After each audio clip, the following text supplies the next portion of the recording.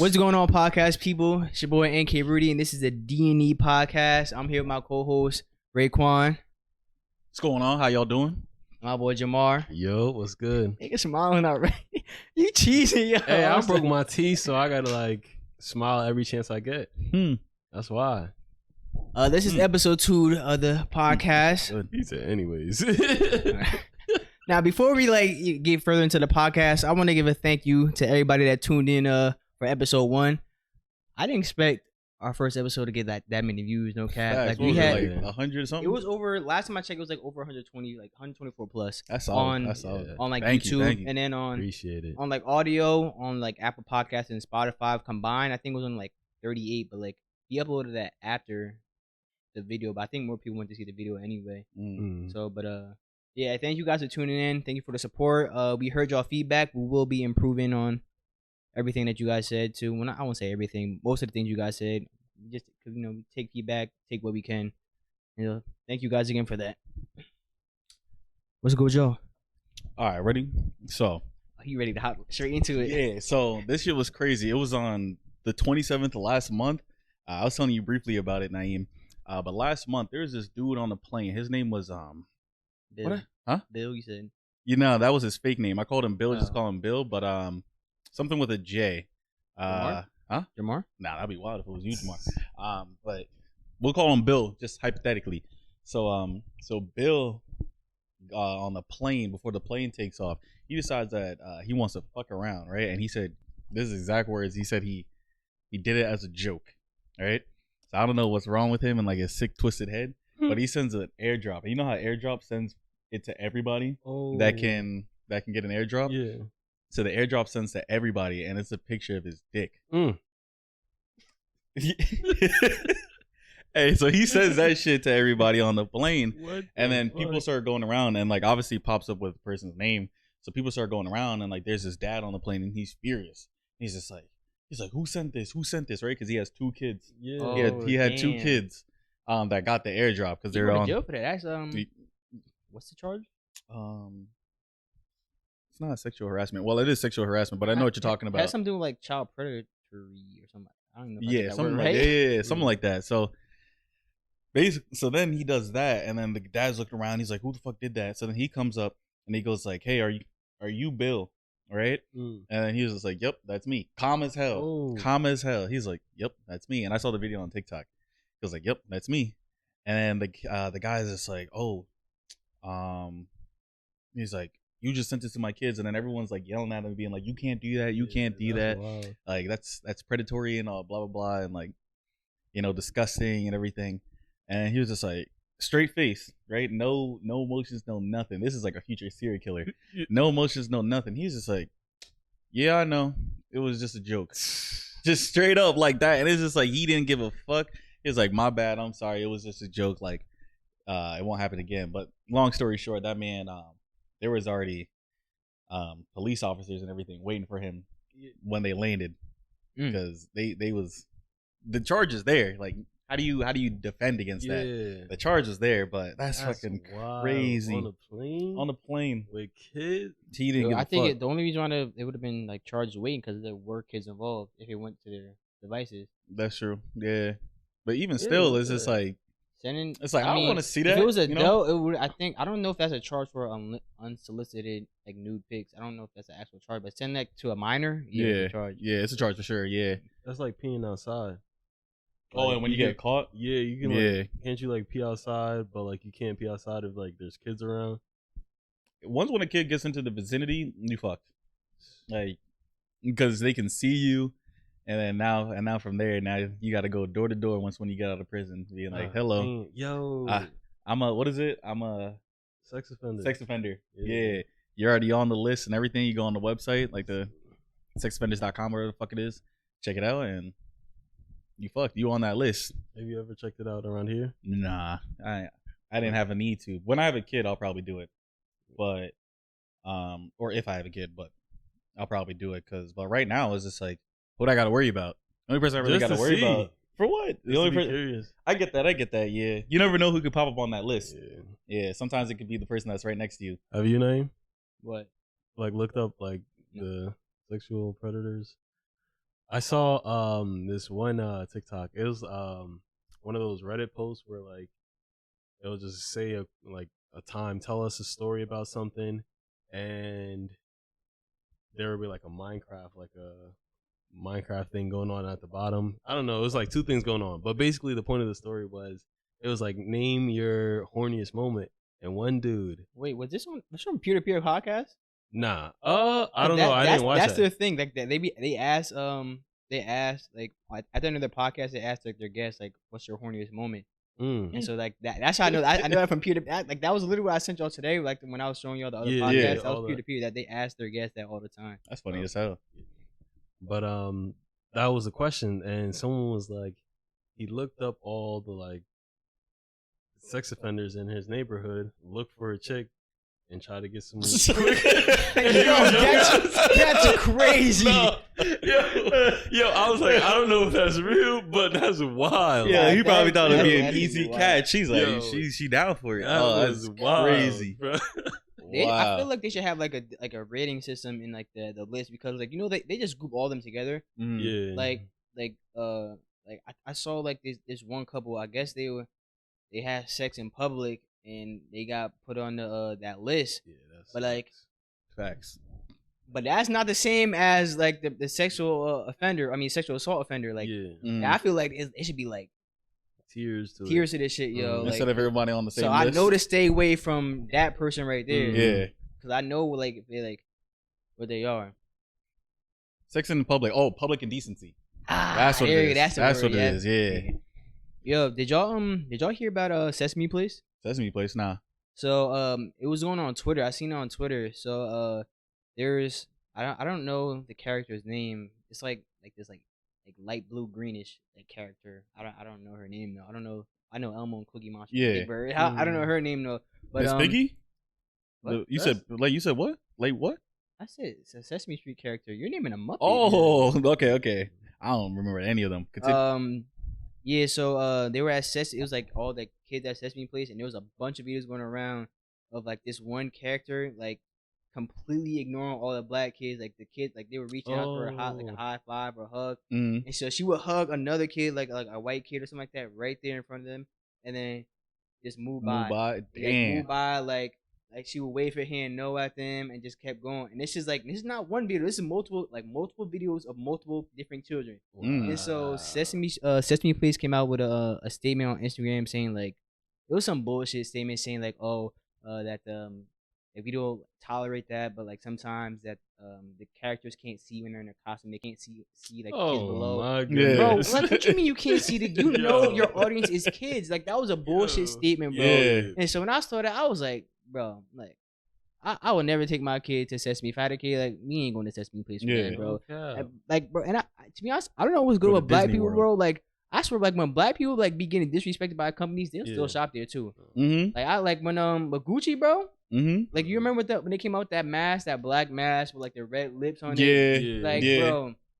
And then Young Thug go out here and wear it and shit like that. I'm like, bro, like that's crazy, bro. We gotta do better as black people with that, yo. Like we be getting disrespected and we still be shopping at these companies, bro. Yeah, you gotta shut that down. But not even that. I think it's just because, well, you read about that, but black people in general just be disrespecting each other, you know, and like not really uplifting each other, which is the crazy part. I was actually talking. Well, I'm pretty sure that's with every race though too. Yeah, but I feel like black people just be trying to like put people behind. What you mean? You know, so I was actually talking to Deshaun about it, and it was just like, we already went through so much with like race. Think of like Jewish people, right?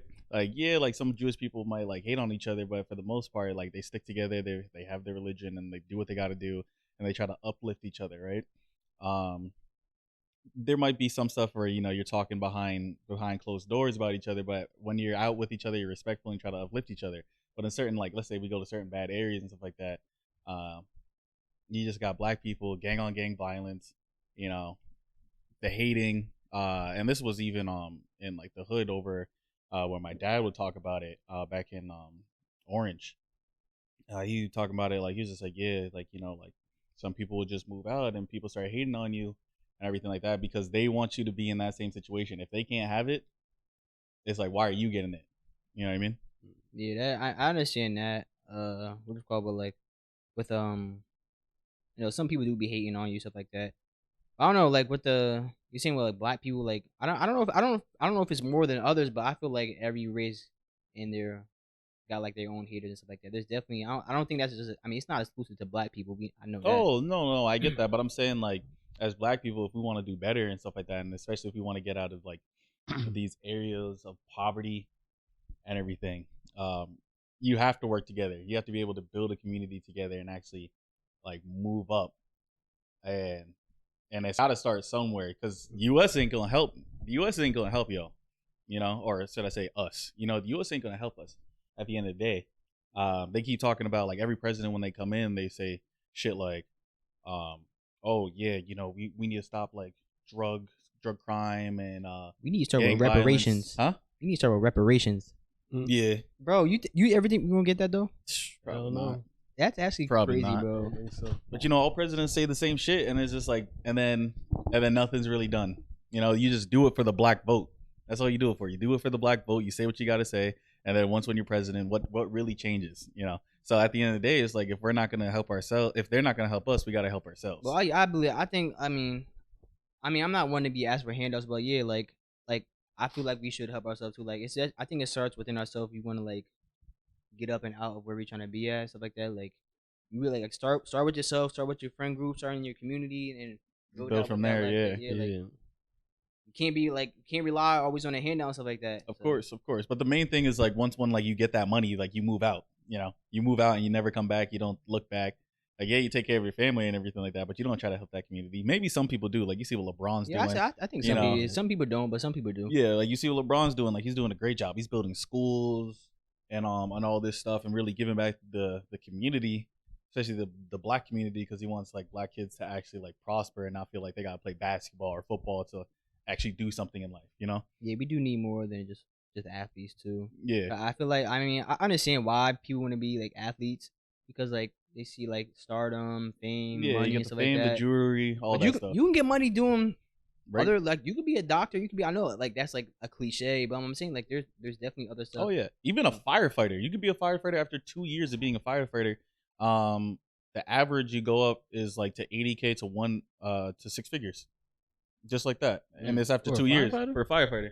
After 2 years, you start off like I guess you could say on the low side, so it's around like 65 to maybe 70. But then after you hit those 2 years, like you're now in their system. They have a very strong union throughout like the country.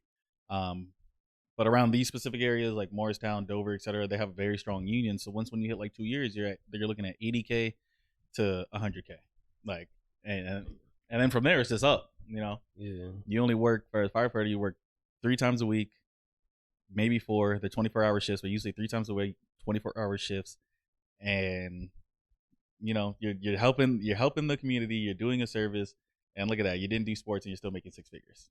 You know, but you don't have to go to college for it.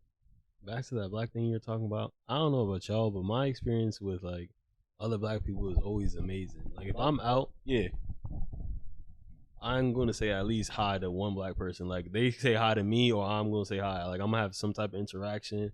Or if I'm leaving a party or something and it's majority white, a brother will come out and be like, "Nah, that's not it. It's not for us." Yeah. And I'm like, "All right, good looks, and I'll take my ass somewhere else." It's just like, even with the podcast, we got a lot of support from like, I mean, it was all races, but like, I don't know. I feel like I haven't experienced a lot of negativity, and I don't know if it's like just now things are changing, because I can get some point of views that where you're getting, but like from my experience, I always have like positive interactions. Yeah.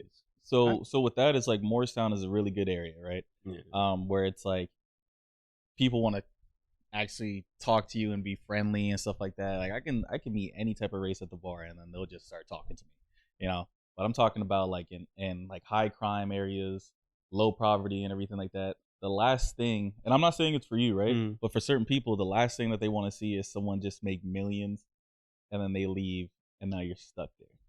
That's usually how it goes. It's a lot of hatred because money, it's the root of all evil, you know. Even if you and here's the second part, right? Like, you know how we want to do like the laundromat and everything like that? Yeah. What's the first place where you would want to go to build that laundromat? It's damn sure not. It's damn sure, huh? This rubber dub right here. This rubber dub? By here, I mean, you could do it too. You could do it here, but like you have to pick areas where it's like. So if you want to sell to where me, people just let me know. Where people don't have the money. washing machines, like in their house, like people that might live in like an apartment complex or like houses without washing machines. Yeah, but that would be good though because. But here's the thing, like you're taking advantage now of those people. But it's you're capitalizing off of poverty. Exactly. But you're also helping the area. Like they're gonna be like, oh, I want to go to a black-owned laundromat rather than go somewhere else where they getting discriminated and shit like that. I mean, all right, but what if I jack up those prices? Do you care if it's black owned or not? That's the last thing you gonna give a fuck about. For now, but I feel like if people grow, they're just gonna continue trying to support each other in black owned places. But if they can't afford it, they can't afford it. You know what I mean? But like, I don't know. I don't know. I get that. Black owned, like, don't get me wrong, like the support can be there and it's like nice to uplift people and everything like that.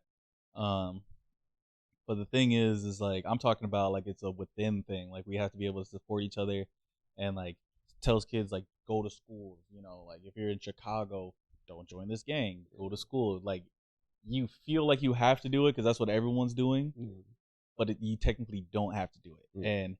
And that's where the problem lies, you know, like one thing happens, at least another, like let's say you didn't know me, right? Yeah. And we're living in like, I don't know, New York. Yeah. I kill like your brother, right? Now you're pissed. Now you join the gang, right? Like young Ma in New York, her brother died, and he was in a gang, and then she joined the gang, and now she's I think she's a blood, something like that, right? Doesn't matter. Now I kill your brother. Now you join the gang, right? Because now you're angry, you want revenge, you figure like this is the best way to do it, but now you're stuck in there, right? But circle of hatred, Naruto. Yeah, circle of hatred. And then now, but the reason why I joined is because someone killed my brother, or someone killed my mom, or someone shot my dad, or someone like I kept getting stolen from like on the streets. You get what I'm saying? It all, like you said, circle of hatred. It all Naruto. just comes. It all just comes together, and it's like, and the problem is like it's black people on black people. Like yeah, there's Spanish people in there, yeah, there's Asian people in there, and white people and stuff like that. But like, it's a lot of black on black crime. Like it's just black people killing black people. I hear that, but it's also the situation that you're in. So in that exact example that you just gave, maybe she could have joined because that's the only form of protection she's gonna get. Like she's not gonna get protection from the police. Like, oh, black people just kill black people all the time. And like maybe this gang is like, yo, I'll protect you if you do this for me. Or it starts off small and then like, I don't know, it can grow from there. Or she's like, damn, I need money. And like, there's a lot to everything. Yeah, of course. You can work, but like that's not going to be enough. You make more money off like selling the drugs and everything like that. Yeah, so I get like, that. But that's like situation is like gratification. You know, if you went to school and everything like that, now you're in a better situation. But I know it's hard to call the shots like now because I'm not in it, but but it's expensive. Like school is expensive. Yeah, you can get AIDS and shit, but like AIDS. Like financial aid. Not AIDS. Oh, okay. Bro, I thought you said AIDS. No, like financial aid.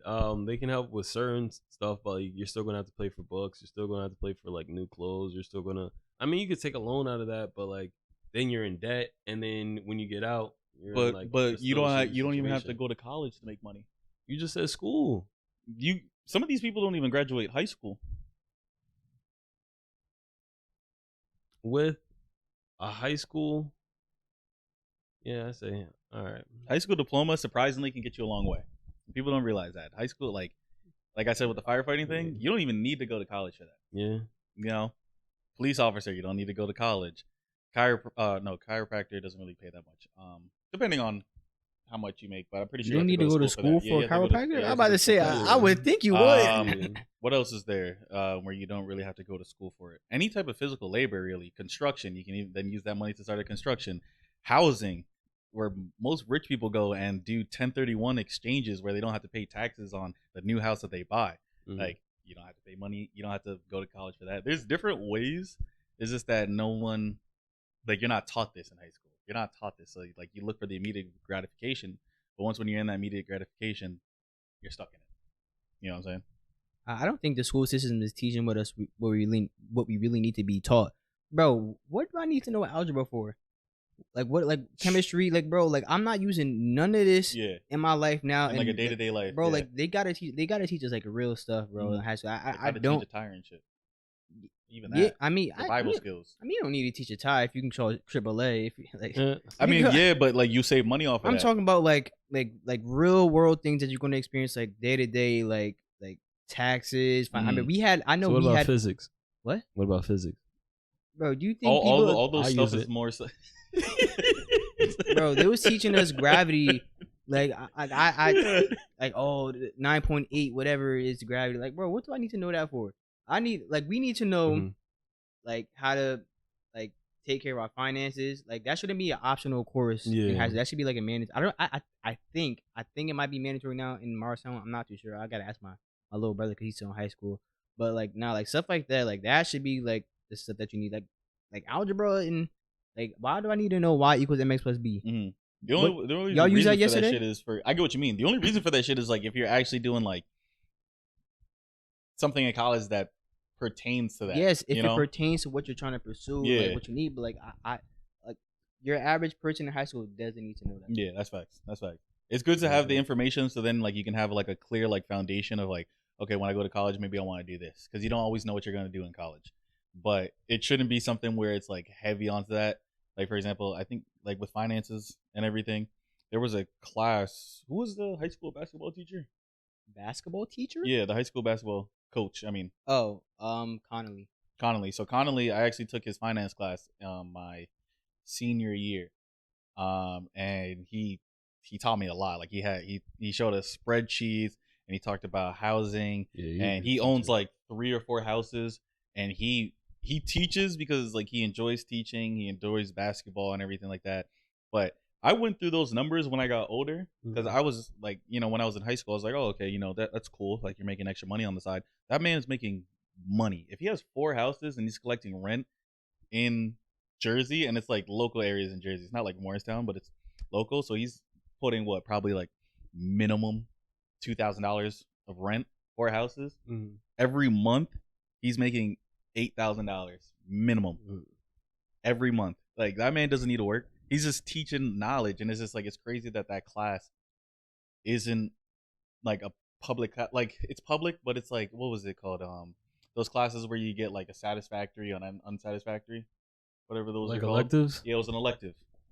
That shouldn't be an elective. That should be like an actual fucking class, like you were saying. Yeah, like I had an elective. Like I took like 2 like finance classes in high school. Like one was business, like business and management, and then other one was like it was another elective, like financial. You needed a credit for that to graduate. It was like some type of financial class that I took. They taught like mortgages and houses and stuff like that. Yeah, taxes and stuff like that. Yeah, but yeah, I took like 2 of those. Did you have it with Connolly or the other guy? I had I took it. I think it was like my sophomore year. He was only there for like 1 or 2 years. He was this bald guy. I think it was like Mr. Bryan or something. Bald guy? Yeah, I know. And I know who you're talking about. Yeah. I know exactly what you're talking about. I had him for another class. I don't know what he was teaching. I think he was only like a finance teacher, but yeah, he was in there for like a year or 2. That was it. Like he moved to I think it was California or something. I know he moved out of the state. And Connolly was telling us about it. He was like, "Oh yeah, I drove him like to the airport and everything like that, and said goodbye to him. So now he's gone." Oh, weird. Yeah. So, but he was a cool guy. He was a great guy. But not. Would y'all go bald? If you start losing hair, bald, or would you try to keep it bald? I mean, I would try to keep, if I can. Like if like some whatever. What are some names from like bald like stuff? Keeps. I know Keeps is one that just I know from YouTube. There's another one called like Bosley. To try to keep your hair, or like yeah, if you have a receding hairline, right? Yeah. I would try that first, and if it's not working, I mean, I'm not about to sit here look like Mr. Jefferson and let that shit like, bro. I'm just end up cutting that shit off, bro. Like if I can't keep it, then I'm gonna have to just let it go. Yeah, it works for some people. I think I would just straight up cut it. I'll go to Flo. Flo's a barber in Morristown, if y'all don't know. But I'll go to Flo and have him shave all that shit off. Well, you supposedly you get your hair from your mom's side. So what the men on your mom's side look like? Oh, my mom's. Ooh. They bald or my grandfather. Well, my grandfather is 82, so you know he still got hair, but he's going bald a little bit. But he still got like a solid foundation of hair. It's just that like when you get to that age, some of it's gotta start falling out eventually.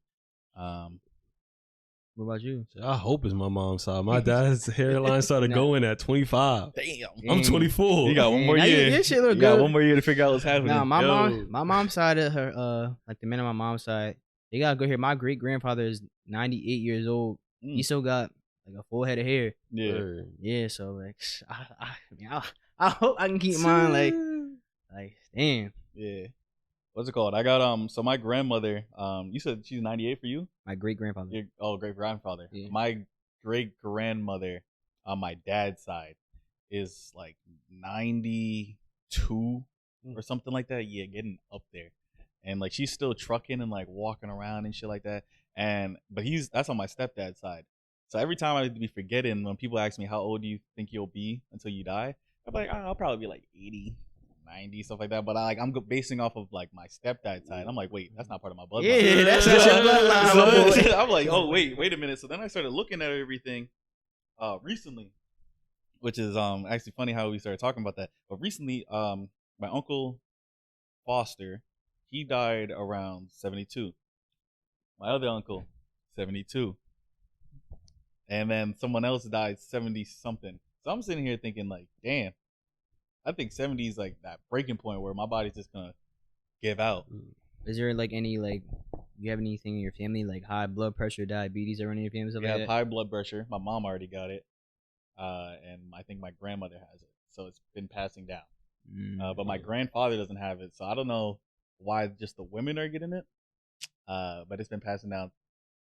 Yeah, because my grandfather was a fucking bull when he was older. He worked out all the time and everything like that. So maybe that's why he didn't have high blood pressure. But I think I should be fine. Hopefully, we'll see what happens. Yeah, I got that shit last time. You got what? You have it already? Oh, it was close. It was like right before high COVID. blood pressure. Yeah. Oh, damn. My doctor was like, "Yo, you gotta watch what you eat," and it was like, "But you're working out," because I was like working out, playing basketball every day, so like it was fine. I didn't really have to change what I was eating, but Corona happened, and I was in the house doing the same habits and just eating everything in sight.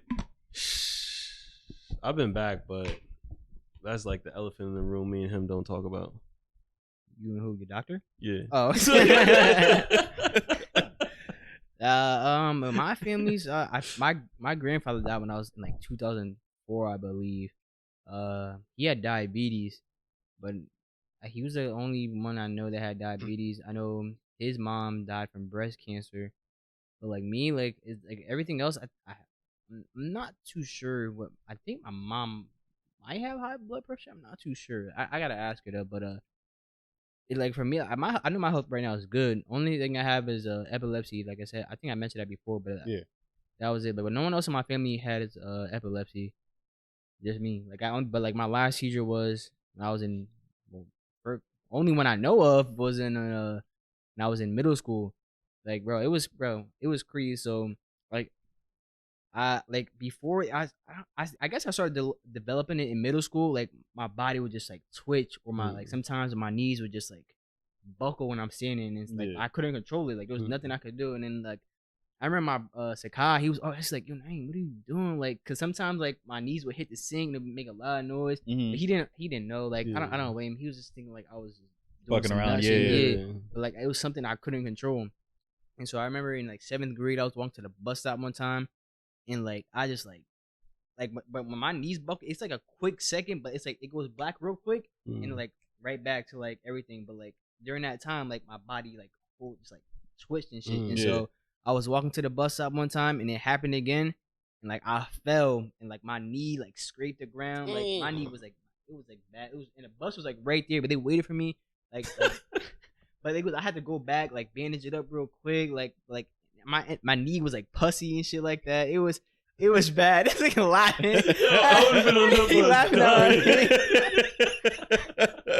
The bus didn't see me though. Like I was like, it was out of sight, but like smack your knee when you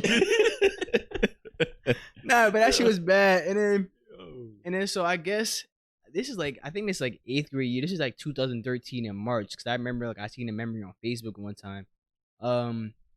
It was one night I had woke up in the middle of the night and I was like twitching. I went to the bathroom and I remember I was washing my hands, my knees at the sink, and like my stepmom came home around that time, like off of work, and I was like, fuck, it was mad loud, and I'm like, fuck, let me just go back to my bed real quick for like she like walk up and like say, what am I doing, something like that.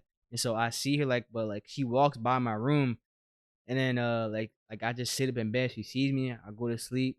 Next thing I know, like I wake up in an ambulance, but like I remember those flashes of me like walking downstairs, and like sitting up in my bed, like. But during that whole time, like I had a seizure, like cause she heard like she said she heard something again, like I guess like a banging in my room, and so she goes into my room. I'm sitting here having a seizure, and so I remember like waking up in the ambulance, like everything's like mad blurry. They trying to get a flashlight in my eyes, like I don't know what's going on, like. I get to the hospital, like my whole tongue is like bloodied up because I had bit my tongue. Like it was like, so like I was sitting here eating like soft foods for like until my tongue healed and stuff like that. But yeah, like that was like the only time I remember having a seizure. But I did forget to mention, like one time, like I said, I was living at my grandma's house and I was in middle school. It wasn't even just that time. It was one time I woke up in the middle of the night. And I woke up in the bathroom, like standing there, like with my pillow. I don't know if I was sleepwalking. I don't know how I got there. And so I remember, like, I guess I walked back out the bathroom. Like, I guess I blacked out again, like, body twitch, back hit the ground. But I don't know if I had a seizure or not. But my grandma said she heard something bang. And, like, I was there, and I was like, she was like, what's going on? I'm like, I fell. Like, but, like, this is at the time we didn't know what was going on with me. I was supposed to have, go see a neurologist at the time. But, like, I guess we had a plan, but I already had my seizure then. And so, I think they changed the name for what I had. It was called junior myoclonic epilepsy, but I don't know the name of it now because they changed the name. But like, I remember that whole thing. How old were you when they diagnosed that? Because I wouldn't have been able to. Remember. This is 2013, so this is just before I turned 14, so I was 13. Okay, word.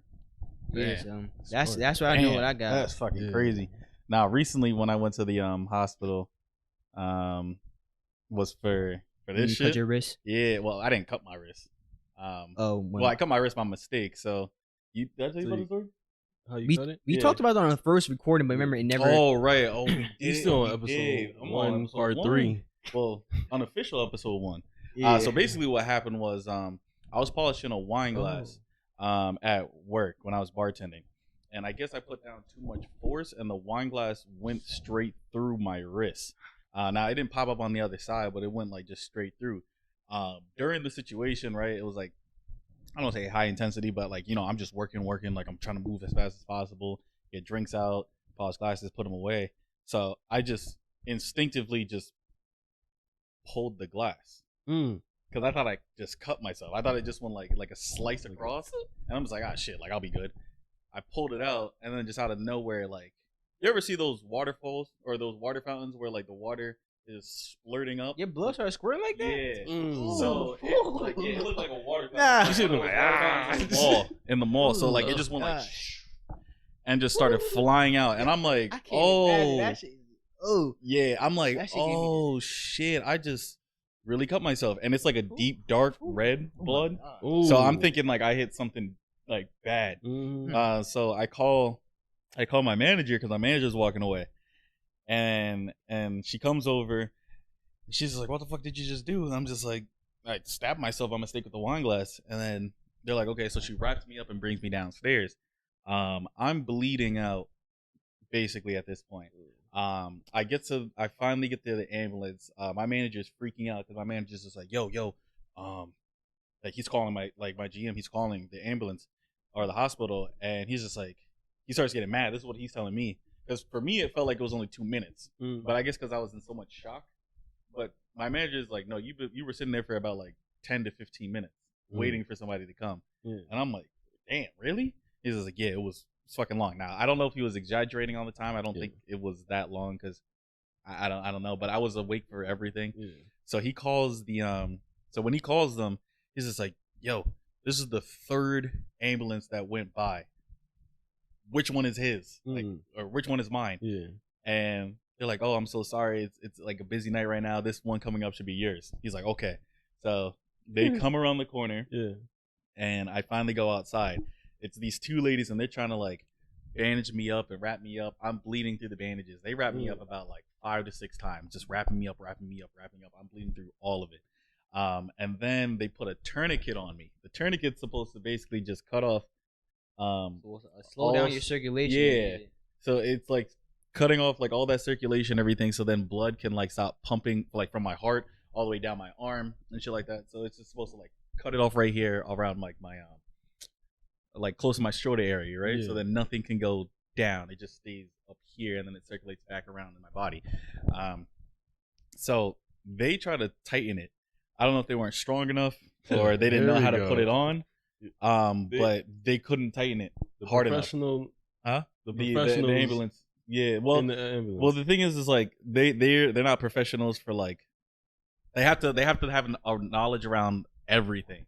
You know, they can't just go in a situation and then just start like fucking stitching me up. You know what I mean? So they essentially customer service. What you're saying? Yeah, there you go. So they like, but the thing is, I don't think they have the strength to actually tighten it as hard as possible. So they're tightening it. And then they start driving. They tell me to hold my hand up. I'm like, okay, I'm just holding my hand up like this. After a while, my shit got tired. But she's helping me like keep it up. And then they stop. The ambulance? Yeah, the ambulance stops. So we stopped somewhere. I'm guessing they kept the lights on because another ambulance came by and was just like, why'd you guys stop? They're just like, he's still bleeding. The tourniquet's not working. Like, they're just like, so you stopped? Yeah, so they stopped. They're like, the tourniquet's not working. We need to figure it out. Of like what the fuck is happening before this kid loses too much blood before we get to the hospital. Like, we need to tighten this now. So then they're just like, okay. So then these two guys come in and they start trying to tighten it even more. I'm like, damn, I didn't know this shit went that tight. So then when they tighten it even more, they're like, fuck. Like, now this guy is like confused because he's like, fuck, he's still bleeding. So I'm still bleeding through rags, tourniquet, everything. I finally get to the hospital and everything like that. When I finally get to the hospital, this big brolic white dude just comes up, and I'm like, oh, I'm fucked now. So he comes up to me and he's like, they never put this stuff on right. And he locks my arm up. I don't feel anything, but it's nothing but pain right here because it's like cutting off all circulation. So everything either builds up here, but it's also like clamping down on you, right? So I don't feel anything. I just feel nothing but like pain. And I know there was a mark that was left there, but I feel nothing but pain here, but I feel nothing down here. So they started like stitching me up. They put the holes in, suck up all the blood, and I'm still bleeding. So they put the holes in again, and still bleeding. So they're just like, well, fuck. They're just like, they put like this needle in, so they can inject something to basically where I won't feel anything when they're stitching me up. They start stitching me up while they're using the hose to suck out blood. And then this is the part where it gets crazy. I'm just sitting up there and they're like focus on breathing. The whole time I'm like like I'm giving birth. And they're just like, and you know what is it called? The people for residents. So the residents is stitching me up and she's like, she's stitching me up while the doctor is watching me, right? Like watching her do what she has to do. And then they're like, okay, like try to move your fingers. I try to move my fingers. Didn't move for like I had some movement, but I just cut myself. You know what I mean? So I had some movement. They're just like, oh, okay, cool. Like you're moving pretty well. So then they finish up like the stitching and everything like that. They try to move it. I try to move it. Some of it's moving. They're like, can you move all fingers? It's like slight movement. And they're just like, okay, this should be good. Like we're going to bring you to the hand doc. We're going to give you a specialist, like a hand doctor and everything like that. Now, the crazy fucking part is I lose feeling in my hand. I don't feel anything. It's like, you know that tingly feeling where like it feels like it's like there, static, but it's not there? Yeah. So I feel nothing. And I asked the doctor is like, we might have to put in a fake nerve. I forget the fake nerve's name. But he's like, we might have to put in a fake nerve. You know? No. I was about to say optic nerve. Like, I don't know that shit. It's something with a K or something like that. I can't remember. But he's like, yeah, we're going to put in a fake nerve. I'm like, okay, what's the other option? He's like, well, you take a nerve from somewhere else in your body. And if we do that, then that spot would have the same feeling potentially. I'm like, all right, fake nerve it is. So he goes in. He has the fake nerve ready. Like this is like a week and a half after I get the surgery. Or I'm about to get the surgery. So he has a fake nerve. and everything like that. And he's like, all right, you ready to go? I'm like, I'm ready to go. And he's like, all right. So they put me under. When I finally come to it and wake up, he comes up to me and he's like, so we have good news. Turns out, you didn't need the fake nerve. I'm like, oh, that's perfect. So does that mean my feelings gonna come back? And like, mind you, I'm still kind of dazed, like coming out of the thing because I just came back from like this wicked fucking snap, basically. And he was just like, oh no, like he's like, you should start moving your hand now. He's like, tell me if you feel anything. I'm like, okay. So I start feeling like my whole hand, and I'm like, okay, this feels normal. I'm like, are we good to go? And he's like, yeah. It turns out whoever stitched you up on your nerve, because what I sliced through my radial artery branches, so very close to the artery itself, and I sliced through my tendon. So he's just like, whoever's stitching you up stitched you up on your nerve. They're like, they stitched up everything else like, correctly. They just stitched you up on your nerve, so you couldn't feel. That's why you couldn't feel anything. I'm like, well, I guess I'm good to go.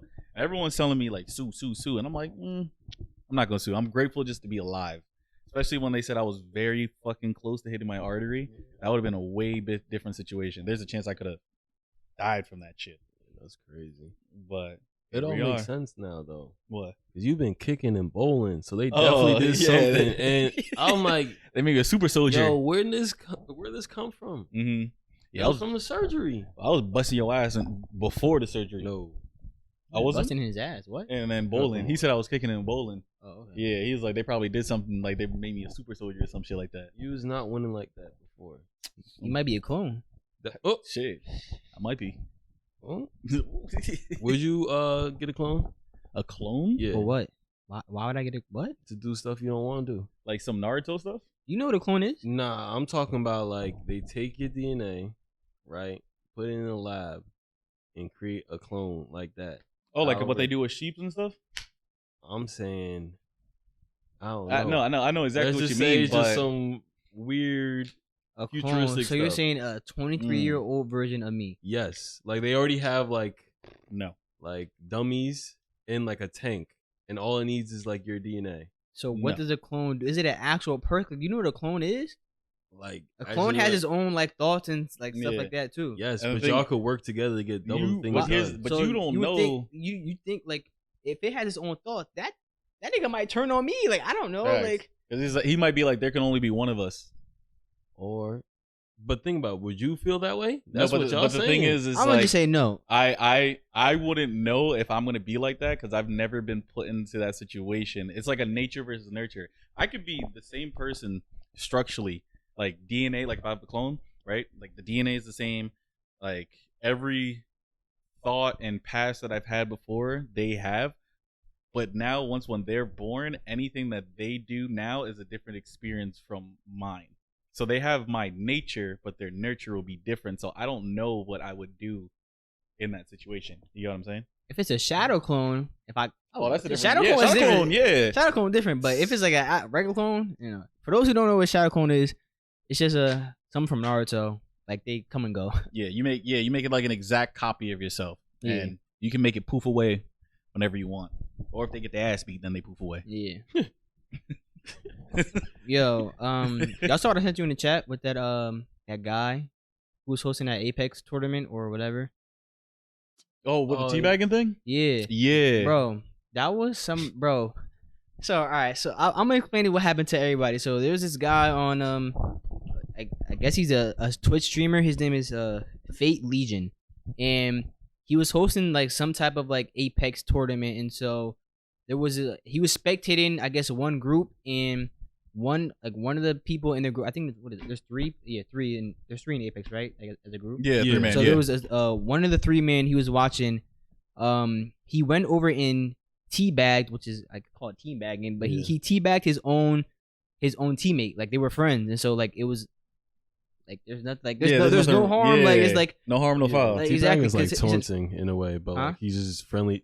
Teabagging is like taunting. Oh yeah, like, if you're imagine in real life, if it's a other person, if it's like a other person, it's kind of like taunting, like saying, "Oh, I'm better than you," like stuff like that. But it was his own team, so like when you teabag your own team, it's just like just all fun and games. And so the guy thought he was teabagging an enemy, and so I guess the chat told him it was his teammate, and so And then so instead of being like, like, oh, I'm sorry, I was wrong. This is that. He doubled down on being wrong. So he doubled down on being wrong and said, he's like, oh no, because he disqualified them from the tournament because he teabagged, but because he thought he teabagged the enemy, but since it was a friendly, he was like, oh, that's still not acceptable. You don't teabag your teammate. You wouldn't do that in the pros and stuff like that. Even like, bro, like I don't know what happens in the pros though, but he's not a pro. Like it was in a pro tournament. Like it was just like a regular tournament from a Twitch streamer who had like 400 like subscribers. So he wasn't even big, but it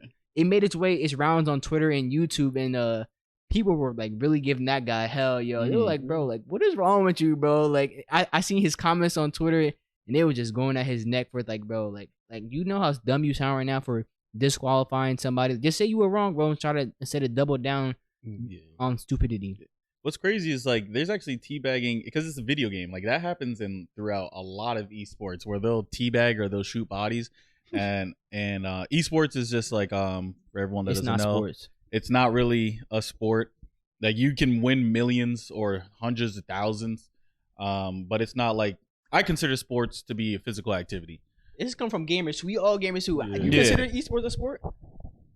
No, don't get me wrong. I would love to do it, but it's not. Yeah, it's not really a sport. It's called a competitive gaming, bro. Yeah, like, esports. I don't know why they called it that, but go ahead, continue what you were saying. Like people shoot dead bodies. Like like if you shit on them, and gaming is like when you shit on somebody, it's like you destroyed them. Like you completely outclassed them, made them look like they were trash. To sum it up, I can't really sum it up in a better, nicer way. So like you'll shoot a dead body or you'll teabag.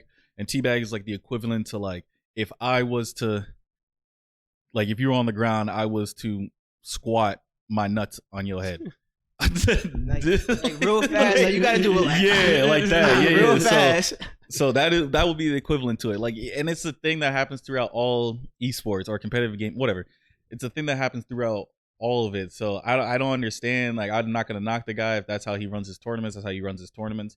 But it's just like everyone does it, and even in like these big Call of Duty tournaments where like there was a recent one. Actually, no, fuck that. There was an even more recent one that was about 3 or 4 days ago for Apex. It was $1 million tournament, and the mics will pop up and there's like people cursing and being like, "Oh, they fucking suck. These guys are shit." Blah blah blah, like shooting dead bodies and stuff like that. And the commentators itself, when that happens, the commentators get involved in it, and like they actually hype it up. They're like, "Oh shit, like it's like the game's getting real now," and stuff like that. It's just like no one gives a fuck. It's that's what the viewers like to see. It's gaming. Like if it was real life and like you teabag somebody in real life, like you literally just come up and put your nuts on his head. That would be crazy. That would be crazy. But we're in a video game. Like if someone did that, you like by all means, fuck the technical. You have all means to like just beat his ass. But it's taunting in everything that you compete in. Like people just showboat and talk trash. That's just competing. That's really all gaming, bro. Like in gaming, there's not much you can do. That's why it's teabagging in gaming. Like it would definitely be something else if there was like another way. You can't like do ice in the veins in a video game. There's some form of taunting in like every video game. Like I know in Dead by Daylight, like for survivors, you could teabag and you could also like click your flashlight and stuff like that. That's form of like taunt. There's taunting in every way in like any game. So it's like. But what the I guess that Twitch guy was doing, that was just complete nonsense, and he really DQ'd him. But I was like, I understand why you disqualify them. For his own, why he just said I'm wrong? I'm like, oh my fault, I'm wrong. Never mind. Y'all good to go. Y'all good to go. Everybody got to be right, yo. Nah, it's because he said what he said. And he was like, fuck it, I'm not going back. That's all it was. Nah, if you go back, you face a lot of backlash. Like, oh, he don't even know what he's talking about. Like he was like, oh, he wants to disqualify him 1 second and then not disqualify him. I'm pretty sure they would have found him like, oh, it's okay, it's a mistake. Some people are not reasonable though. So you think it would have been? You think they would have killed him more for going back on what he did, like disqualifying him over what he actually did, double down on it? I say that if he went back on his word, right? I say they would have just brought that up. It would have been worse the next time a situation like that happened. I don't know. He's like, oh, you changed your opinion for him. Like, why can't you change it for me? It wouldn't have been as big as what happened like recently on Twitter though. Like he definitely wouldn't have got that coverage. Yeah. Because like for being wrong like that. I feel like if he admitted that he was wrong, it was like, you know what, like this is a thing that happens in normal esports. I personally, I don't know. Maybe you're right where it's like people be like, oh, what the fuck? But personally, I think the community would accept that in the positive light because they'll be like, it takes a strong person to admit when you're wrong and be like, you know what, I was wrong. You know, they're back in the tournament because he has all the power and he used his power to the full extent and said, no, fuck that, they are not in. You know, even though they technically didn't do anything wrong. Like they teabagged, sure, whatever, but they teabagged their own teammate. It's like it's just your teammate, and the chat exploded. Like if you watch, like when you sent the clip, the chat exploded. It was literally just that was his teammates. Those were his teammates. What are you doing? Those are your teammates. Like everyone was saying it. Like so, it was definitely uncalled for. Everyone knew and it's worse when your viewers are saying you're wrong. You know, like no one's backing you up. Then it's just like now you're just the ass in the room. You know, no one's gonna back that up. So I think if he went back and was just like, you know what, you're right. Like it was his teammates. Think some people would have tweaked just because he went back on his word. It's not the reason what he did is the fact that he went back on his word. Well, some compared to majority, I'll take majority every time. Yeah, you saying some? Right. Like that's just some. But you talking about now? That shit went on Twitter, bro. Like, come on. All right, so let's say he went back on his word, right? It doesn't go on Twitter. But the people in the tournament wouldn't respect him as much. What is he going back on his word, though? Yeah, well, yeah. Because if he said, oh, you're disqualified. Oh, wait, never mind. You're not disqualified. Well, the thing is that he was disqualifying them because his rule was don't teabag, like, enemies.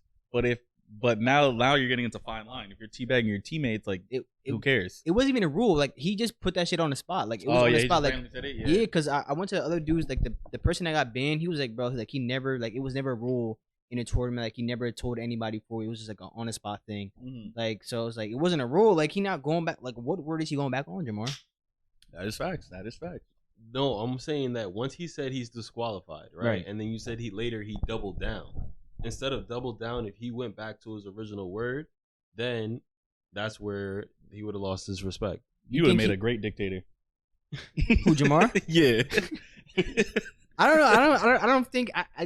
I don't think he would have lost respect because, like, I mean, he was wrong, and I think everybody else thought he was wrong too. I mean, I don't know. Difference of opinion is fine now. Yeah, but I'm saying I agree though. I wouldn't have disqualified him. I'm just saying that, like, I think I see why he doubled down. I just think that honestly, at this point, like, if it was me personally, I wouldn't be part of that tournament. You know, I'm pretty sure nobody else would join. I would never join those tournaments because it's just like, yo, like he's just gonna start making up shit and disqualifying people for petty shit. It's like, plus we're gamers, you know, everybody knows what teabagging is. Everybody does teabagging. It's like, who the fuck cares? Yeah, I would not join that tournament. The person getting teabag cares. Yeah, I'm not gonna lie. I've been teabagged in a bunch of like Black Ops 2 games, which is a Call of Duty game. For y'all don't know, but I've been teabagging those names, and I get pissed. I'm like, this nigga just teabagged me. Nah, it'll be funny. It used to be like worse in Battlefield because like you don't see the kill cam, you see the actual person and what they're doing in real time. So you'll see them teabagging your body. It's like, all right, like, let me catch you again. Yo. Let me catch you. I'm gonna teabag the shit out you next time I see you. Adds like a nice competitive nature to it, and it's all like, you know, like funny games, bro. Funny games, yeah. That's what make games fun, to be honest. Facts. Like that one time, we was playing Apex. Apex is like another shooting game, and it wasn't teabagging, but the character killed me and spit on me. And right. Yeah, like I didn't even know. I didn't realize the thing. I didn't know it was in the game, but like one of the finishers is like you spit on the person. But that was my first time seeing it, right? So I'm chilling, like I'm just playing. I'm like, oh, all right, I die. He spit on me. I'm like, yo, revive me so I can run it back. Let me get my shit back in blood. Yeah, that shit made it mad fun though. Yeah, now her it's Mad Maggie. So her finisher is like she looks down on you and she'll punch the shit out of you like 6 times or something like that. Like it's just a whale of punches, and then when she's done, she backs up slowly. She looks at you, and then she just spits. And I'm like, yo, and then I'm hearing this. I'm hearing Jamar like because he died, right? And he's just like, yo, she's finishing me. And I'm just like, I'm coming. And then the spit happened, and then I just hear my mic, and I don't hear any audio. I've never heard I hear Jamar get loud on the mic, but like I've never heard him get like that loud on Apex.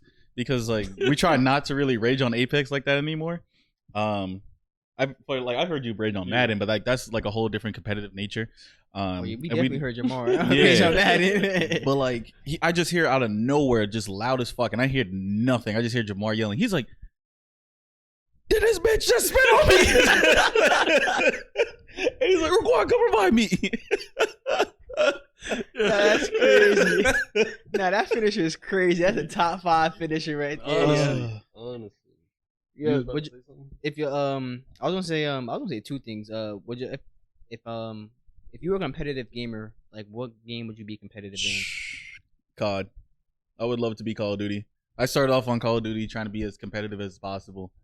Back in like Modern Warfare 3. Modern Warfare 2 was like my first ever COD. But Modern Warfare 3 is when I started like really taking it seriously because I was like a little ass kid. How old was I? Like, what was Modern Warfare 3? Modern Warfare 3 came out in like 2011, I think. Damn, so that was feeling high, so I had to be at least like what? I was like 14? No, you've been like 13, like around 13 maybe. Yeah, so if it came out to 11, I was like 11, 12, so y'all had to been like 12, 13. Yeah, so 13. So that's when I started taking it seriously, and then when Black Ops 2 came out, when that came out, I started playing the fuck out of COD. This is when I was playing, like when I was saying the last episode, where I was like, sometimes I'll be up to like 6 in the morning playing with Marcus. But they actually had a tournament in COD. I don't think they've done it anytime recently, but they had a tournament in COD League Play. I don't know if you guys remember League Play back in the day. Yeah. And League Play was just like a competitive spot for everyone to play like ranked, where it's just like you grind through the ranks and you try to get as high as possible. And there was different tiers. Like you had the best of the best at the top at Masters, and the bottom was like probably like silver tier or some shit like that, or bronze.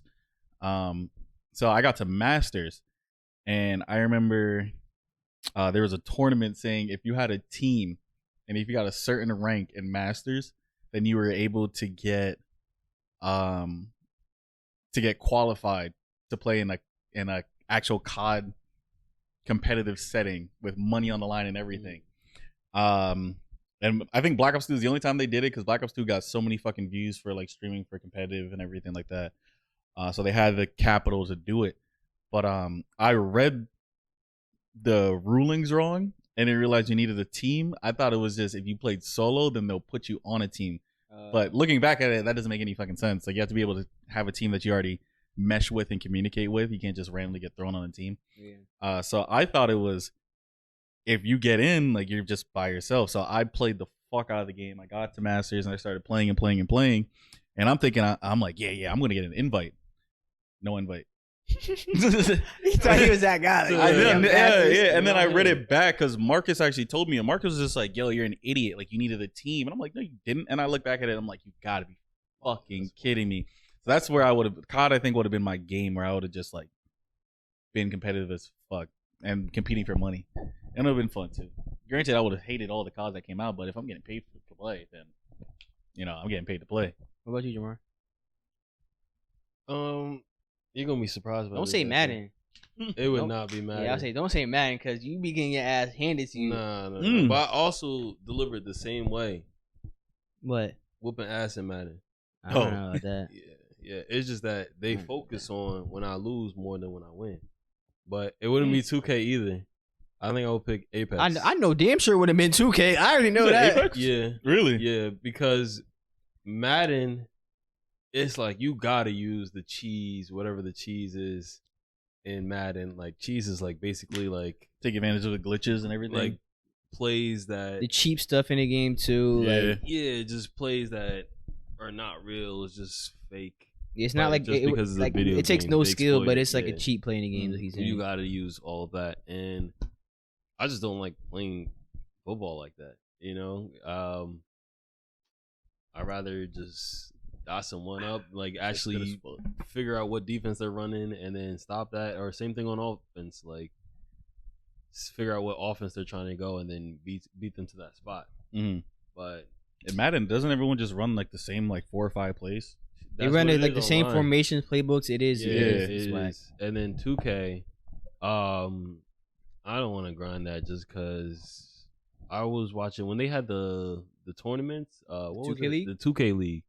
It was like 5 out the whole Bro. time. Oh my gosh. And that 5 shit is out so was annoying. basically like there's only probably 2, maybe max 4 people actually doing something each possession out of 10 people. And what it's like, everybody stands, space out the floors, so everybody's as far as possible from each other. One person just dribbles and tries to get past the other one. And that's boring because you're just watching those 2 people go back and forth. And I don't want to watch that. And I don't want to be that person that's the only one dribbling and stuff. I'd rather have all these other things happening. Apex. It's just unpredictable. Yeah, it's just unpredictable. So like I would go for that. But out of those 3 games, I'm probably the worst at Apex. Out of those 3. If it was me, I can carry you. Go ahead, Naeem. If it was me, it would either be 2K, but like I couldn't play like that 5 out and 4 out offense. Like I don't like going against that. Like if it was like an amateur type, like a pro-am athlete, basically, which it means professional amateur. If it was something like that where it's like people around my skill level and stuff like that, where it's actually fun to play, like I would like have no problem with that.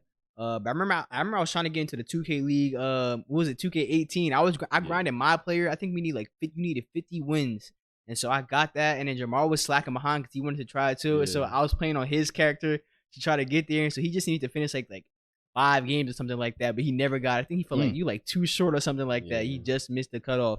But I was trying. But I did. Once I get to 50 games, I made it into the next part, which is like the actual combine part.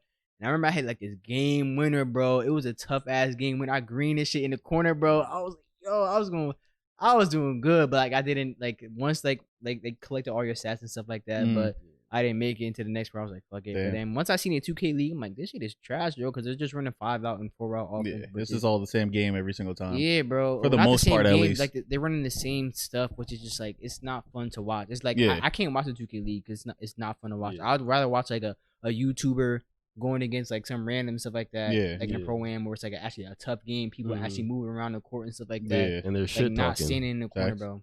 And I watched the Madden professionals. That game, like it was mostly everyone just running the same plays, but it looked pretty fun though to watch. I don't know how much traction that shit's gonna get, but for the most part, like you can still make money off of that shit. Yeah, I mean, if it wasn't 2K, it would have been it would be Dead by Daylight. I like playing that game, but like I chill taking games as competitive as I used to because like bro, like it be getting me mad. I used to be getting mad as hell, bro. Like I would just like I'll rage, but I'll turn the game off, bro. I'm like, fuck this guy. I'll quit the game. Like I'm tired of these people. It would have been Dead by Daylight 2 as like a survivor.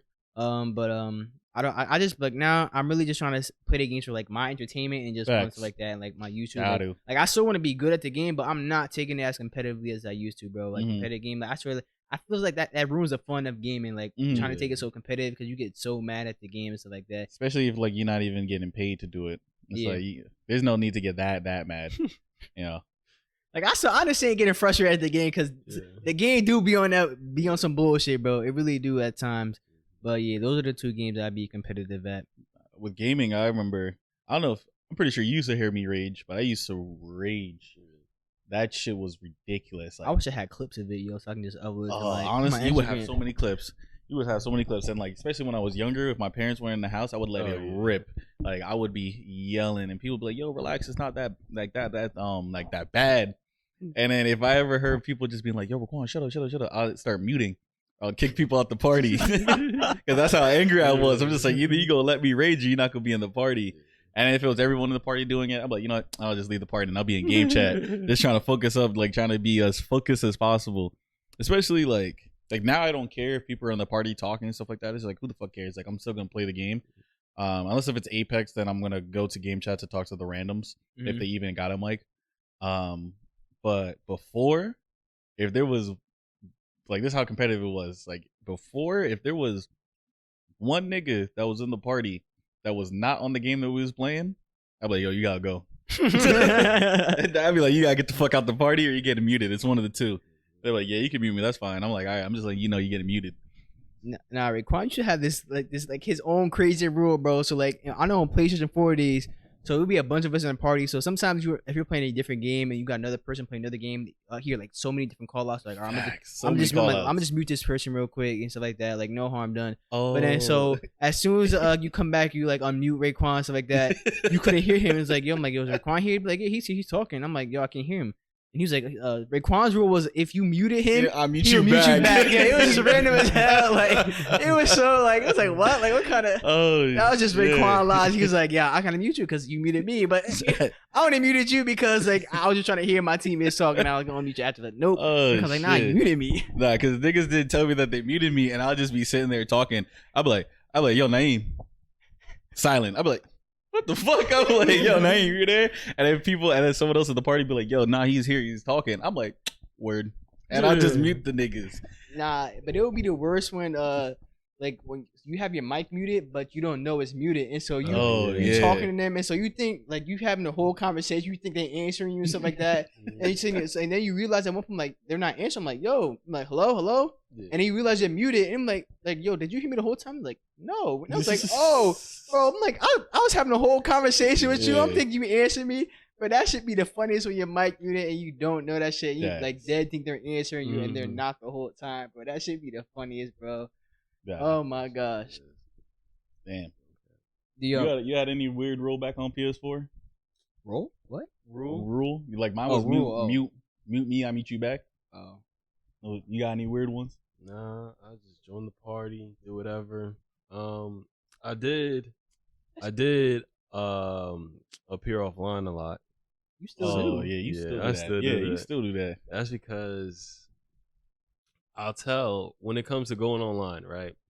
I have like 3 different groups that want to play 3 different games. I invite all of them to come play. I'm like, yo, let's play this game at 7. Tell the next group this game at 7 and this game at 7. None of them would answer, and then they'll just be on all at 7 or at like 7:30, and they're like, "Yo, you trying to play? You trying to play?" I'm like, and then like back when we played Monopoly and shit. That shit was fun as fuck. Monopoly? But like no one would get on in time. Yeah, people like we used to set times, be like, all right, we're gonna play tonight at 10 p.m. Niggas won't show up until 11, like 11, 1, like Jordan 1. And then text you like 2:00 in the morning. They'll be like, "Where's everybody at?" It's like, what? I'm slummed. Like I gave you 4 hours. You could have texted me within that time frame, and I would have been on. Yo, Naeem, let me ask you something. Right. So let's say me and you are gonna go to this basketball court over here, right? Mm-hmm. When would you leave? When I say I'm on my way to the court? Or would you just go to the court? If we're like, we're going to go to the basketball court at 7. You be there at 7. If you say we're going to be at 7, I mean, I will leave. Like, I'll probably leave before you even say you're on your way. Because I'll try to just start getting some shots up anyway. What about if it's food? Like, you're going to a restaurant? 7. If you say you're on your way there? No. I'm saying, like, we made plans last week. Right. To go get food at 7, right? Are you going to the restaurant at 7? Or like, we'll be there before 7? Or are you going to wait until I say I'm on my way? You talking about the free thing? I'm just talking about an example. knowing that I'm out of town. Nah, no time. I do both sometimes. Like so when we were on your way here, like when you said I was gonna leave a little bit before you even say you was on your way. I would have waited outside. But you say you was on your way. I'm like, all right, bet I'll head there now. But like sometimes it wouldn't even matter. I be choosing both sometimes. It really don't be matter to me sometimes.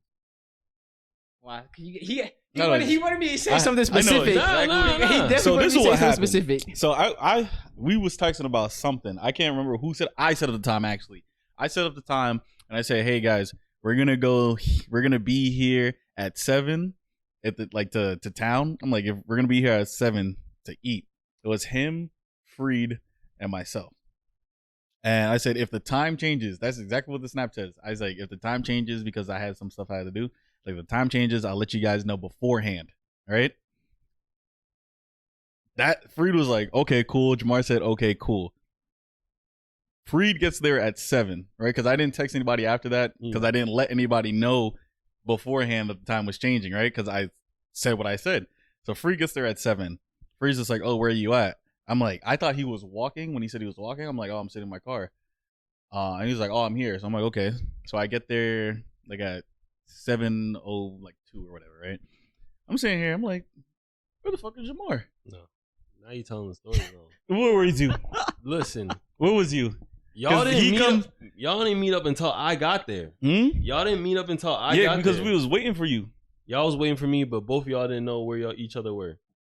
I told him I was in my car. We can go back to the chat. All right, you can go back to the chat. But if we all supposed to meet, right, at 7 or whatever. You wasn't even there at 7. Because I'm waiting for the on my way. Because that's what people do. They say, oh, I'm on my way. Especially if they out of town and push it back. Did you see the bullshit, though? I said, if the time changes, I'll let y'all know ahead of time. He's over here waiting for an on my way. You got there at what? You out of town. You got there at like somewhere around 7:30, I think. All right. So 7:30. I get there. Mind you, they quote unquote say they've been there since 7. We was waiting in and the they cars. was texting each other. Why don't y'all wait in the restaurant at the bar? Why do I have to be the first? I was the first person at the door. Because that's what I said. When he said I'm walking there, I was like, oh, so he's not here yet. But he meant like he was walking from his car to the restaurant. So then the whole time I'm just like, okay, I said I'm in my car, I'll be waiting. So Freed was already waiting there at 7. I was waiting outside of the restaurant at 7. Yeah. Do you hear how this sound? So you still waiting for an on my way though. He's walking, right?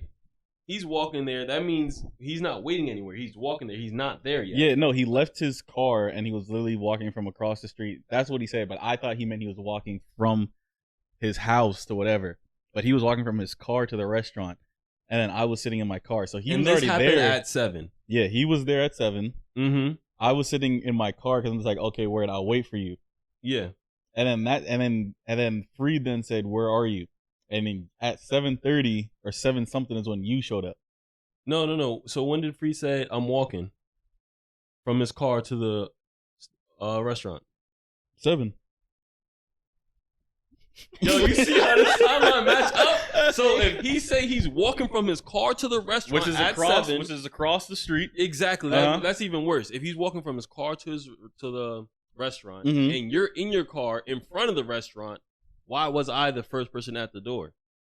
You was not there at 7 o'clock. That's what I'm saying. The timeline don't match up. I was there at 7? Y'all were either not y'all lying and saying y'all were there. You was there at 7? I was there. I was the first person at the door. You lying because then you asked, because then we said, why were you late? And then you said, because you didn't say we was on our way. Yes. And then Jenna's the bartender. Jenna was like, you then asked Jenna and said, hey, would you be here when you say you're on your way? Like you would text someone you're on your way, or would you say that you're here at 7? Yeah. And then because you was trying to defend yourself. Yes. To give yourself a reason, like that was okay to be late. You was late. I think we was all late. And I think you were the only one there early because Free said he's walking, but yet y'all weren't at the restaurant and y'all weren't together. Because you said he was walking, but y'all weren't together. It sounds like you saying some bullshit. What you think, Naeem? No cap. I wasn't really listening like that. I'm hearing y'all argue like, I don't even know, bro. All I know niggas arguing. I'm sitting here just like. You was late. Late y'all as hell. tell me what y'all think. You even came late to bowling. Because it was not even 7:30. I didn't even get there at 7:30. Speaking of going out. Oh, yeah. I went to my first bar the other night for Jamar's birthday. So, yes, sir. So it was Jamar's birthday. What was it, Friday, Saturday? Saturday. And so everybody was in a group chat talking. I'm sitting here like talking in the group chat too. I bet they probably think I'm just gassing like, oh, let's go out, shit like that. And so I show up at Jamar's door. He's like, you coming with us? I'm like, yeah. It seems like, I didn't even know. So yeah, I went to my first bar the other night. I mean, I technically it's like my second because I've been to a bar before, but like with the boys, like I'll say it's really my first time going to a bar. So we went to laundromat, and then Homestead, and then Horseshoe Tavern. Horseshoe, just call it Horseshoe. Yeah. What is that? Is that considered bar hopping? Yeah, but like that bar hopping was. We stayed at the bar for like 10 minutes and then hopped somewhere and then went somewhere else. All right, well, we was actually at laundromat longer. Yeah, really? Because you was at work. Oh, I was at work. Yeah. But we stayed at Homestead for like literally 10 minutes and then we was out. I know. So like, I think I think Horseshoe was the worst bar we visited. I don't like Horseshoe. I didn't. Personally. It was just like, I mean, it was mad crowded. Like, it was just really just standing. I mean, I guess it would be better at like a different event. Maybe it was like a sporting event, but it was really just like a Friday evening. Yeah. Or Saturday or Friday? Saturday Evening. But it was just like, the music was worse in my opinion. Like, the music I was playing was trash. No, not Horseshoe. Laundromat. It was like, I like the scenery in there. Music wasn't bad. You know, they played a mixture of like all genres of type of music. Horseshoe, that's where like everybody from Morristown was. Like a lot of recognizable faces I seen in there. But it was mad crowded upstairs because it was 2 floors. But it was hot. It was hot up there. Like barely seeing the room. Everybody up on each other. But it was just like a lot of Morristown faces and stuff like that. So I think probably Horseshoe and Laundromat probably the two of the better ones. And then what's the other one? Homestead. Yeah, I don't drink though. Like everybody kept asking, "Oh, did I have a drink?" No, I did not have a drink. I don't drink. Got them water. Yeah, I had like a water at like every place I was at besides Horseshoe. I remember I was walking out of Homestead with like my cup of water, and then the guy stopped me. He's like, "You can't do that." Yeah, it was just a couple. I mean, I didn't even know. I don't know any bar etiquette, so I didn't know you couldn't take that. So I just threw it in trash. There was actually I remember my first time. Well, you walked out? Oh, yeah, I actually did. I actually walked out with an alcoholic beverage. Yeah, it was on his birthday. That's when I first met your girl, right? I think that's when I first met your girl. Eggs. Oh, God. That's when I mixed your eggs. Okay. Yeah, I remember it. And then I was standing outside. I was talking to the bouncer, Stacy, at a Tajmu. He doesn't work there anymore. But we're talking about something I don't remember. And then Jamar walks outside just with the cup in his hand. And just starts chilling, having a conversation. And then Stacy's just like, "Yo, what are you doing?" So and then Jamar's like, "Wait, what?" He probably know how to it's not something you're taught in school. Yeah. Right. I didn't know. Shit. Nah, but when we went to a Horseshoe though, before that fight was about to pop off. No, after that fight was about to pop off. So when we went inside, that same dude that was gonna get into a fight with Lopez and everybody. He was talking to this girl, and some guy was like came up behind her. Is like this Latina, so this white dude comes up to behind this Latina, and then just starts trying to like talk to her and stuff like that. And she's like, "Nah, I'm good. Like, leave me alone." But then like the man actually goes up and like touches her. So he touches her, and then she's just like, "I said, leave me alone," and she goes back, and she didn't even want to see his face, but she just swung her elbow. So she goes back and just swings her elbow back. That's right. She hits me. Oh, damn. Because I'm to her right. I'm to her right. So she hits me. I'm like, what the fuck? No, I ate that. I ate the hit. I ate the hit. She only hit me in my my chest. So yeah, my titty. So she hits me, and I'm like, what the fuck? I'm like, did this bitch just hit me? So then I'm thinking, I'm like, oh, maybe it was me, because I didn't notice that he touched her. Like, she's telling me this is what happened. I didn't notice that he touched her. So I'm like, is she mad that I got like next to her? Because I got next to her to order a drink, and like you said, it's squished in there. So I'm like, oh shit, maybe I touched her by mistake, and she elbowed me. So I go up to her. I'm like, hey miss, like, real quick, did I do something to you for you to like just feel like you had to hit me? And she's just like, oh, no, I'm sorry. And then that's when she started to explain the story and everything like that. And I'm sitting here and I'm looking, like, I turned to my left because the dude was still there. I guess he didn't learn his lesson. Well, he didn't get hit, so there was no lesson to learn. So I turned back there and I'm looking at him. And I'm just like, yo, this nigga is still here, like pondering this girl, like pondering around this girl.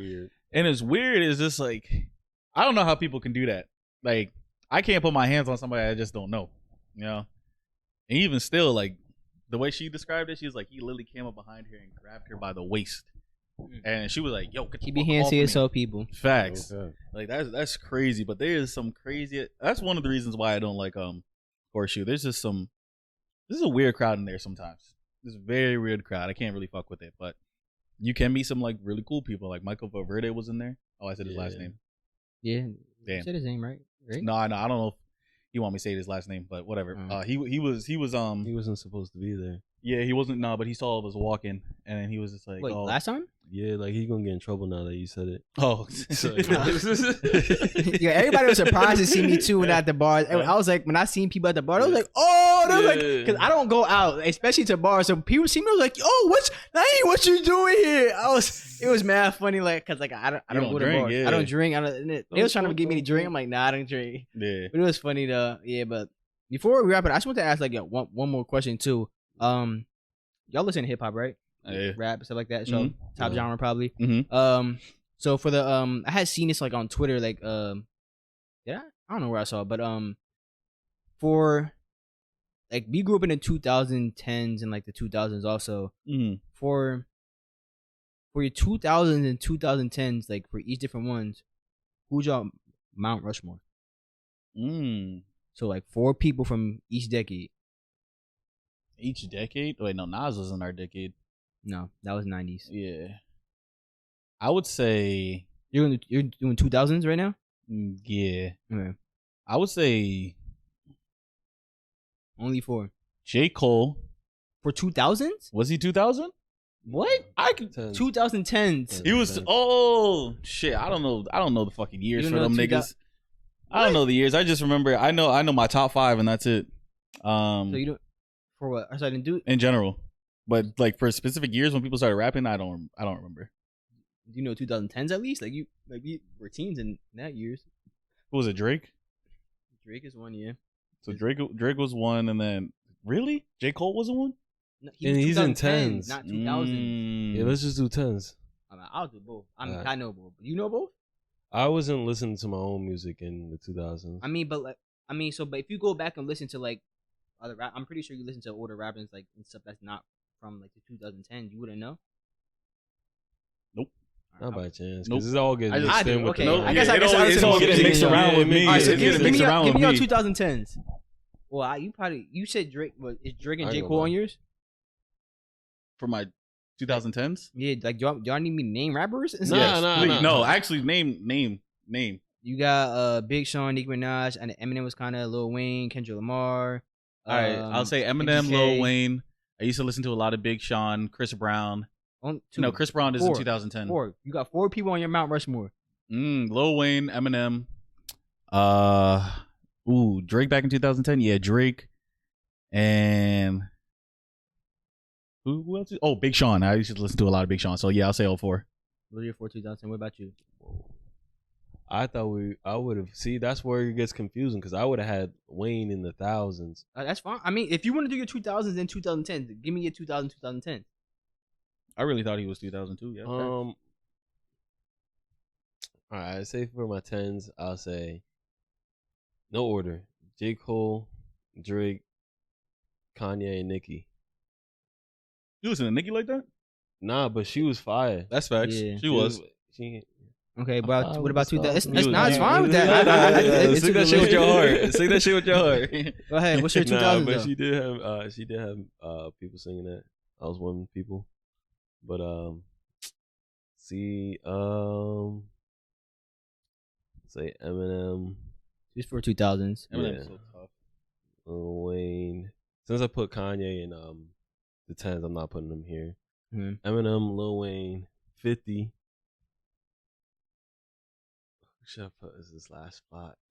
Okay. I think I got 2000s.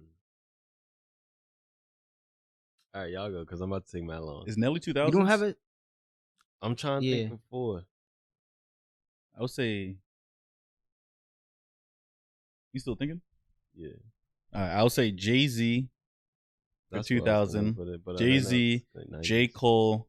For 2000s? Why do you keep putting it? He's not 2000. What is that nigga? He's 2010. Okay. He's 2010? Bro, we said it like 3 times. Okay, then I got to get rid of Big Sean and put J. Cole. Okay. I got to get rid of Big Sean. Yeah, for 2010. I'll say Jay-Z. Kanye.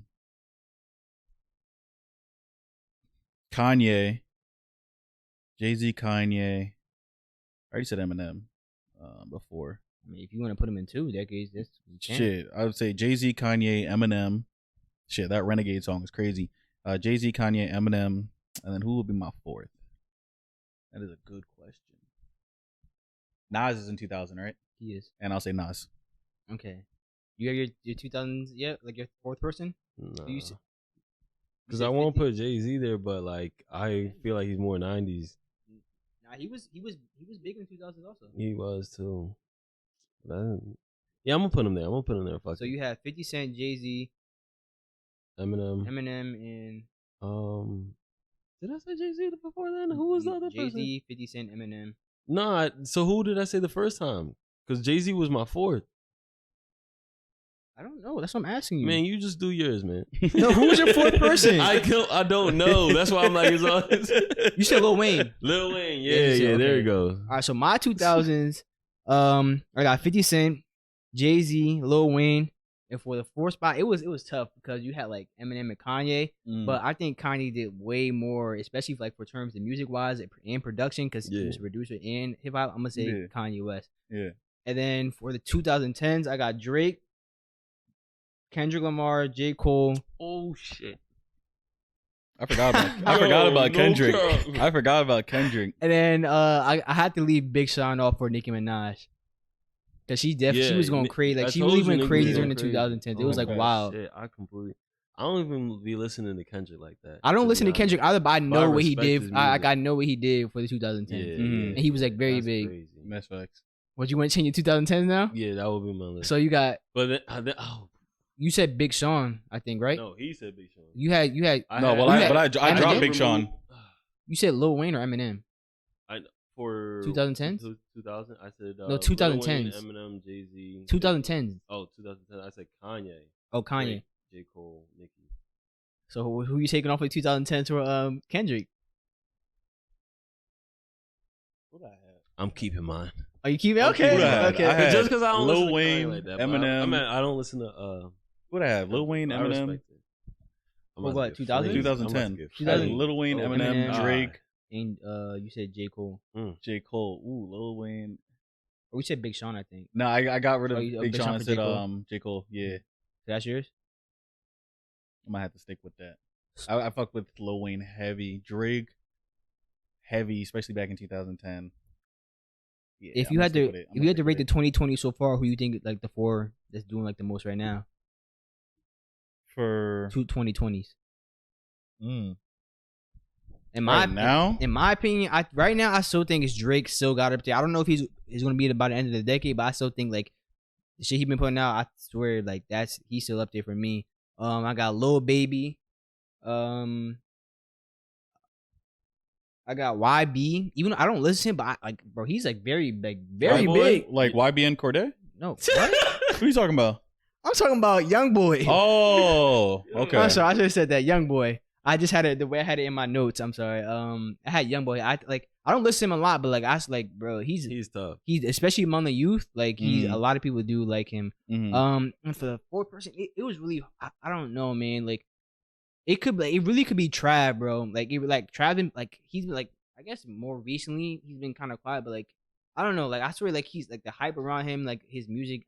I don't understand it. I'm not a Trav fan, but it could be him. But is that what you personally like though? Me personally, no. Yeah. Who would you personally like though for your top? You're talking top about favorites though. I'm talking about like I'm talking about like who I think is at the top. Like, oh, okay. Like it could have been what's his name? What's the nigga from L.A. I think from Compton. Short dude. I was spending new 40s on what's that nigga? Roddy Ricch. Yeah. Roddy, but it could have been him. But like that last album was crazy. But like I still think it could be him. Like it could be Meg Thee Stallion, like for all we know. Like it could be Cardi B, like for the other person. Like I don't know. Like for the fourth spot is very open. Like I really don't have that spot like solidified by anybody. But I really think like especially Lil Baby, YB, and Drake right now.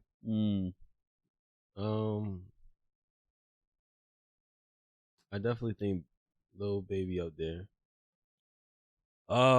Drake, yeah, but like I also gave him in 2010, and just like how I was doing it before. I overlap two people. I do not care.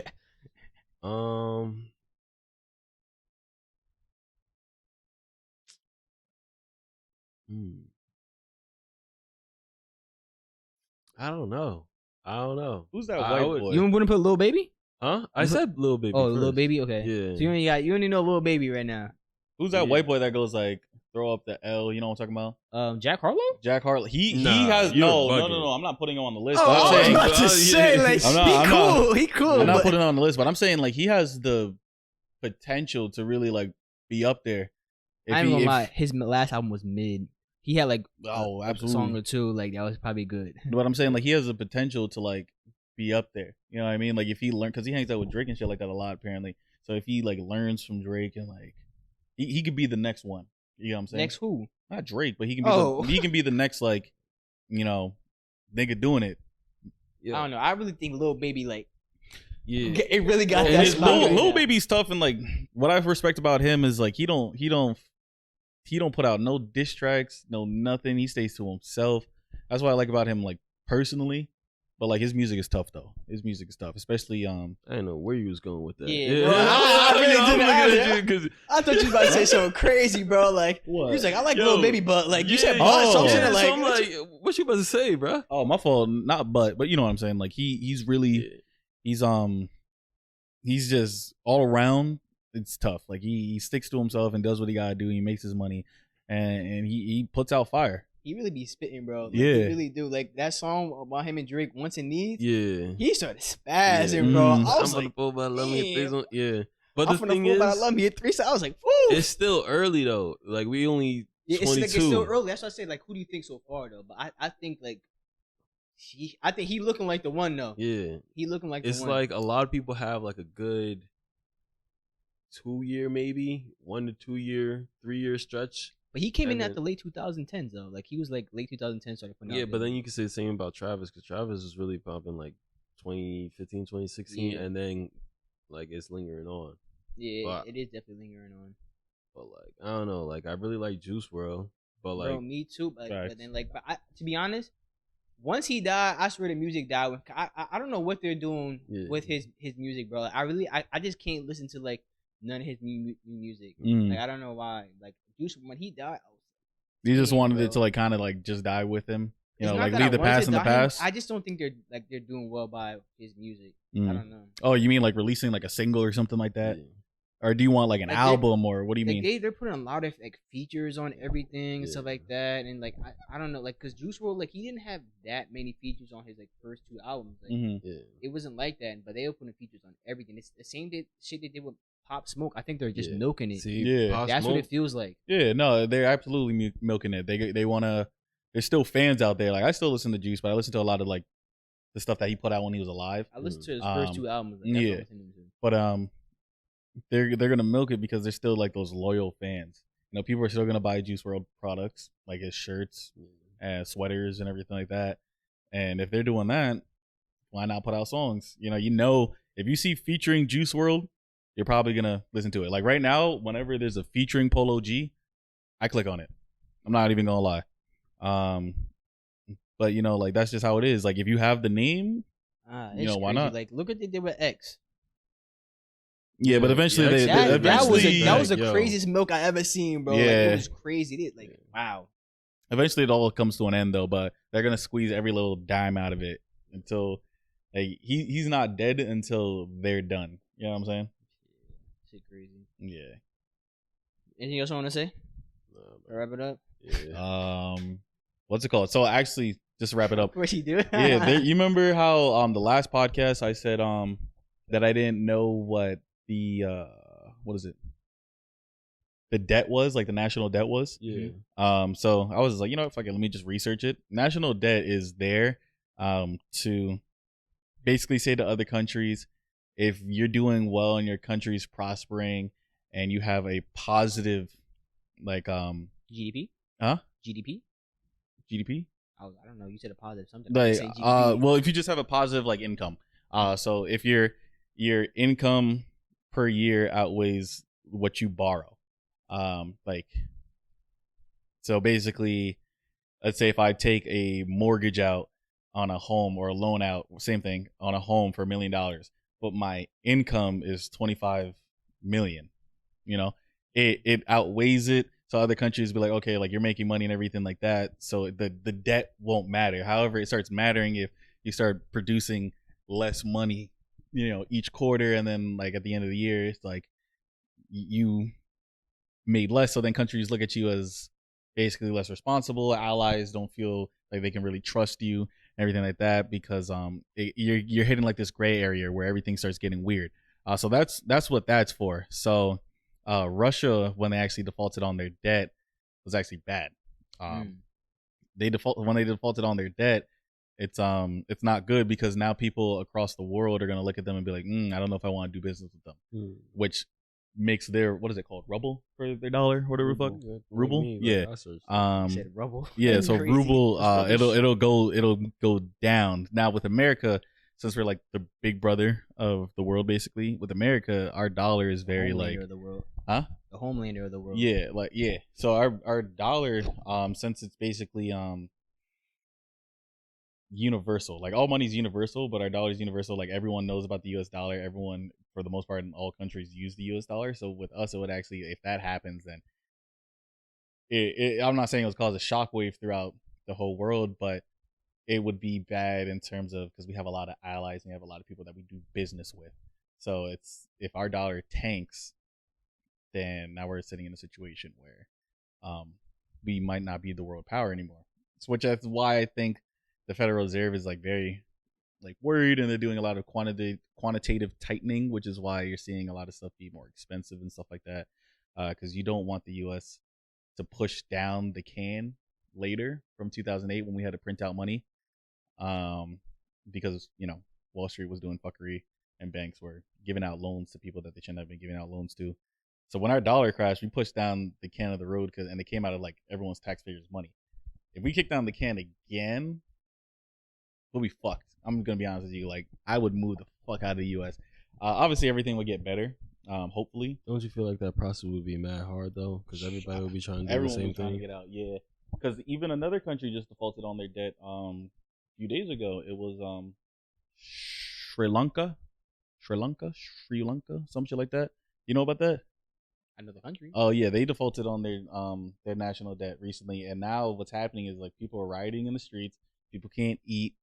They don't have like their dollar, whatever their dollar is basically shit. It could be like another Venezuela situation where. Oh, I see that accent. Yeah, my girl's Latina, so I gotta put the little accent on it. You know what I'm saying? Let's say nah. But you're done. Yeah, I'm done. Yeah, but yeah. So that shit is scary as fuck. But yeah, I just wanted to like update it because I know I said some stupid shit where I was like, oh, I don't know why it's there. It's basically pointless. It's not pointless. So my bad on that, y'all. But yeah, that's it. That's crazy. So thank y'all for tuning in.